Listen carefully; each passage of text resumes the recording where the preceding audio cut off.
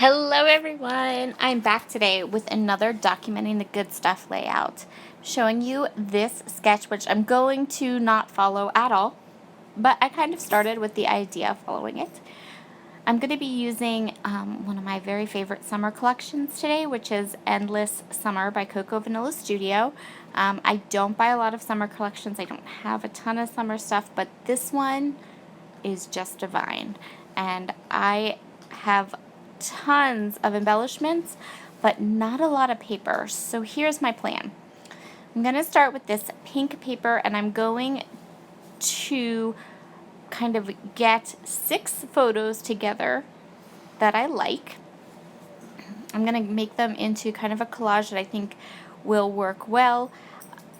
I'm going to move them around a little bit, but we're going to get 6 photos on this. We're going to get 6 photos on this layout, because I really wanted to document when we were at my brother's in July and we were playing in the pool, and I got some really adorable photos of my niece and my kids and my brother, and so I couldn't decide which one I wanted to use, but I knew that I needed to use a bunch of them. So I am going to go ahead here, and a couple of these photographs, 2 of them, I'm going to back with some coordinating paper, and then I'm going to go ahead and grab my T-square ruler and get these lined up and attached to this white and pink pattern paper. So while I do that, let's talk about summer photos and pool photos. Here is my thoughts on pool photos. First of all, I never try to match the color of the water, because no matter what, it's going to be off. And this particular line does have some aqua, bluey, green colors, and so what I'm going to do is I'm just going to not include a ton of those. You'll see them, they pop up a little here and there, but for the most part, I am going to completely ignore the color of the water. And I'm going to stick to the wood grains, because there are some nice wood grain colors in the photos. I'm going to stick to the pinks because there's some nice pinks in the photos. So my advice with pool pictures is to go in a completely, totally different direction and don't try to match the water, because for me at least, it never works. And so now I'm just getting all these photos down exactly the way I want them. I popped up the 2 of them, and I was really careful about where I put this photo that I'm popping up right now. I just found the perfect spot for it, because it really looks like my niece is like looking up and smiling at all the other photos from that super fun day. And so I thought that that would just be perfect for this layout. Now I'm going to go ahead and cut this down, and I'm going to cut it down to, I think I end up doing, excuse me, 9 by 11 3/4. Because remember what I said, I don't have a lot of paper left, but you can see all the embellishments. So many embellishments. So I grabbed some cream colored cardstock, or it actually isn't cream, it's like a yellowy color. It really matches the tone of my wood grain, and it matches the tone of a yellow that appears in the kit perfectly. So it matches the yellow in the collection perfectly. And so I decided that what I really wanted to do was go ahead and use that cardstock for a background. And a lot of it's going to get covered up, but you do see some of it, so that works well. Now I'm going to go ahead and I'm going to adhere that large block of photos. So if you have a ton of photos, this is a really kind of great way to showcase them, is to lay them out on a sheet of pattern paper and put them together in a collage the way that you know, as you like them, and then do that first. And then you can find these little corners and little pockets to fit things like a title or journaling, embellishment. There really isn't a ton of journal. Actually, there's no journaling on this photo, because these photos, because it really wasn't something, there wasn't a story necessarily. It was just they're playing in the pool at my brother's house. So I want to go ahead and add just a little strip behind the pink, and I want it to contrast. I want it to have a nice contrast between that pink pattern and the buttery yellow background.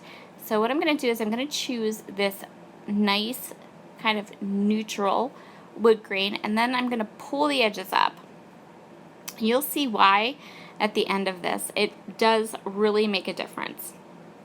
So I'm just going to kind of pull those edges up, and now I have so many embellishments.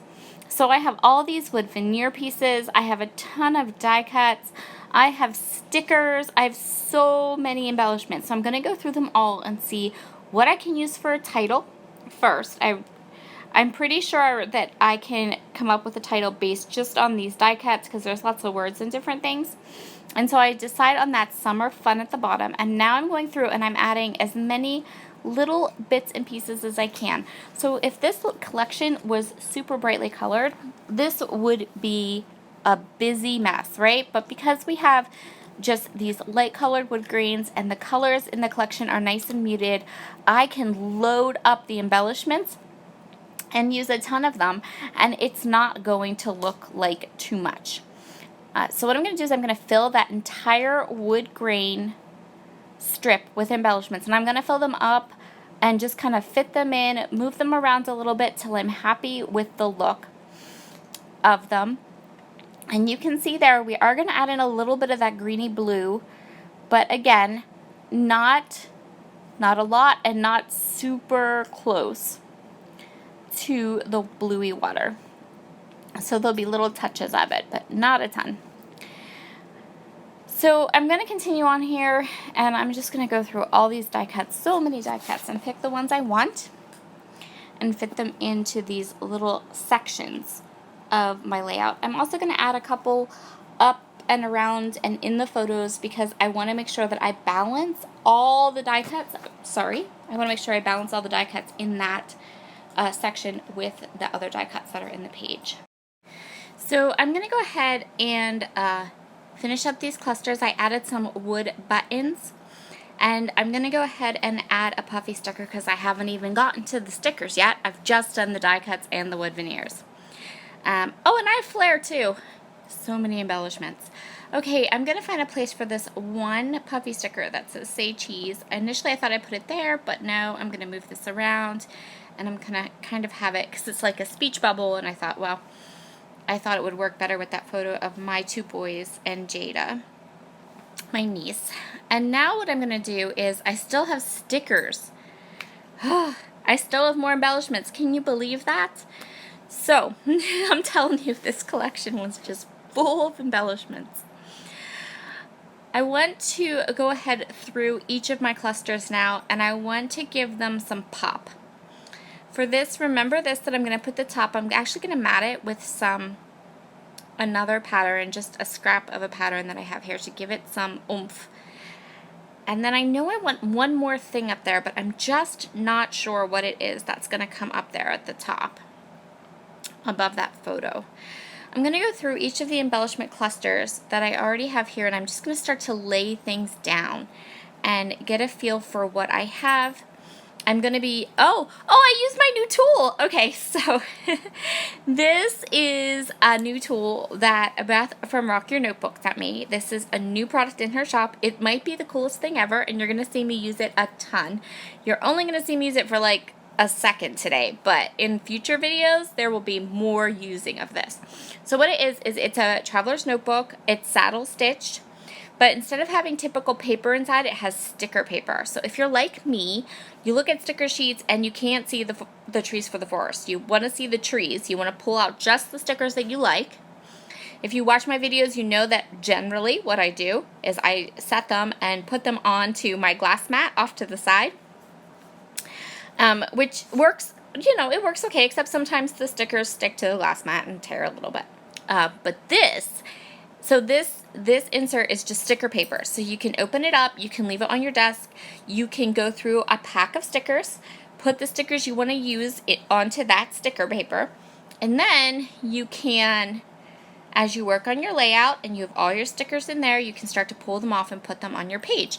It's so cool. It's like the coolest thing ever. I love, love, love this. This is something that is now living on my desk. I've had it for a while. Beth had me test one out for her before she put it in the shop. That's why I was like, oh, I used it, because I use it a lot, but I didn't know if I'd actually used it in this video or not. But Beth finally got them. She got them in the shop, so they're there. I'll leave a link to them below. If you're still on the fence, not sure if you need one, that's okay, because I use it in once I had it, I was using it. So you'll get a better feel of how I use it as I work through layouts. So now it's just sticking everything down. And you can see there, if you look at all the little details, there's a ton going on this page, but because the colors are muted, it just kind of flows, and it doesn't look like a lot. It doesn't look super busy. So thank you so much for joining me today for this week's Documenting the Good Stuff. We have one more Wednesday, maybe two, of Documenting the Good Stuff, and then I have already started working on our next amazing Wednesday series, which will run from September for a really long time after that. But I can't wait to share that with you. All right, everyone, have a wonderful day, and I'll talk to you all again soon. Bye.